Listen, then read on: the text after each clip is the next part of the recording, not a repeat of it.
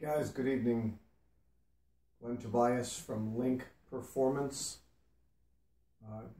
Tonight I want to show you something. I was just doing some reading and I want to show you something that I think is pretty important for athletes to understand. We all hear talk about the core and how important that is. A lot of guys I used to falsely assume that a six-pack or an eight-pack or whatever pack you can develop is the same as a strong core. Sure, it's a part of it, but it's not really what we're talking about. There's an entire interior network of muscles that align your body, but they do a lot more than that, and I'm going to try to demonstrate or explain a little bit of that to you real quickly. So first, an example. Now, for years, I worked on automobiles, and when I first started, it wasn't unusual to see cars from the 50s and the 60s come in our shop, so that tells you how long ago that was. Those were behemoths, great cars, really well made, but safety was not as big of a factor in those days. And so some of the first things that started coming out, now, of course, seat belts. I literally remember when cars had no seat belts. So seat belts came out and were constantly evolving the airbag system and the seat belts and those kind of safety restraint systems. But one of the other things that engineers found to be tremendously helpful were shock absorption systems in the body of the car. And some of them even amounted to what they would call a crumple zone. So a car would get in an impact, and one of the early stages were big shock absorbers that were mounted kind of behind bumpers. And so there'd be an impact and that bumper would move. Now, here's the important thing I want you to understand. The movement was not very much as far as distance. But it absorbed, or it mediated or moderated the impact tremendously. Just a little bit of movement. Now here's why. We're not going to get into a big physics lecture here. I'd lose you. I'd lose your interest, I'm sure. So I want to keep it interesting for you. But in physics, there is talk of momentum and force, velocity, mass. All of these terms get used. So here's the point. When you talk about an inelastic, or in other words, there's no give, either the projectile or the target, when there's no give in either of those, the force measured in that impact is far greater than and that can be referred to as force or impact is a good term for those. Now, there's also momentum, which is movement. All right, so if something hits up against something and both of those can give a little bit and then keeps pushing, there's still force there. There's still something moving something else, but it doesn't have the same impact as when as few items as possible are elastic. I hope that's making sense. So the point is this. You've seen guys, sometimes small guys, you look at them and you think there's not much to them. And they will lay out these incredible tackles on people. And you think, how does that little guy effect such an incredible tackle when he's hitting people? How does he take them down like that? Yeah, there's technique. Yeah, there are guys that are way stronger than they look. But here's an important, really, really important factor. And let me see if I've got my whiteboard. Yeah.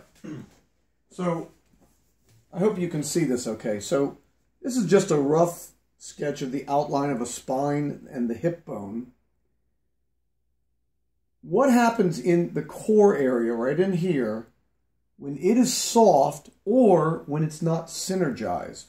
In other words, when it doesn't activate at the correct time, then this area can compress together, especially right down in here. The hip rotates forward. This part of the back will bow down this way. A lot of damage can be done But the other factor that I think you'll find interesting is when that's tight, you can deliver as much as 50% more impact in your tackles or in any impact playing a sport.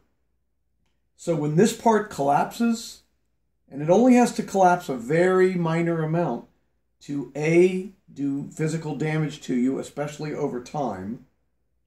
Pinched nerves right in this sciatic area are very, very common, especially on lifetime athletes. But then the other factor is the loss of force or the loss of impact when you hit. When that collapses, you take away all of the force or that impact. You take away a large part of it because of the collapse here. So a couple of quick exercises I want to show you that can help with that.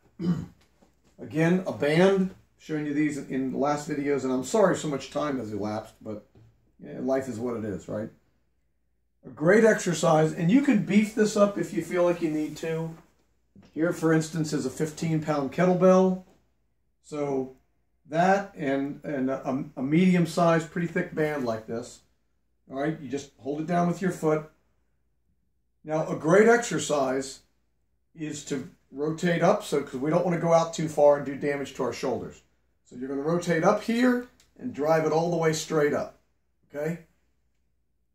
And to the extent you can, I'm going slow so you can see the movement, you want to try to get where you're doing that all in one movement.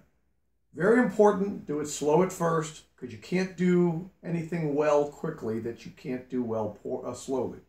So do it well slowly and pick up speed as you need to. But the important factor here is that as I'm going up, it's really important that I keep this core straight. I want my hips level. I want to tuck in the belly button here. I want to pull my core tight. Because if I don't do that, what happens, in fact, I'll turn this way so you can see a little better. What happens as I go up with this weight, it's real easy to sag. So I'm pushing that weight up, and if I let my lower back sag down and I let the weight hit here, then I'm doing damage to my hips. And I'm not preparing myself for a better impact when I'm playing, when I'm tackling. All right, so the exercise, what I want to do, as I go up, I want to pull this core tight right away, just as I start to make my movement. So I'm going to drive, rotate up, and all the way up, and I'm holding that core as tight as I can. I'm trying not to bow over one side or the other. So you got to work those obliques. Try to keep the body straight and tight, and hold that core tight as you go up with that exercise. All right, that's a great one. And I'd say, depending on what amount of weight you use and the band you use and so forth, you want to get about 8 to 13 reps per set. If you're going strong at 13, you need to bump up the weight some. If you're killing yourself to get to 8, you need to drop the weight a little bit. So 8 to 13 in that range, that's a good way to tell how much, if you've got the right amount of weight for an exercise like this. Don't kill yourself right off the bat, putting up tons of weight. You don't need to do that. Okay, one other one, I'm going to adjust the camera a little bit, and I hope I get this right, so just hang in there with me just a moment, and we're going to use this band in another way. Okay, so moving the camera a little bit here. And I think this might do it. Yeah, let's try that.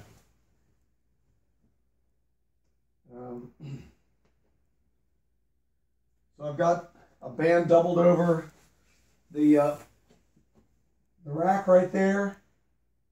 Let's see if I can get my foot through both of them. There we go.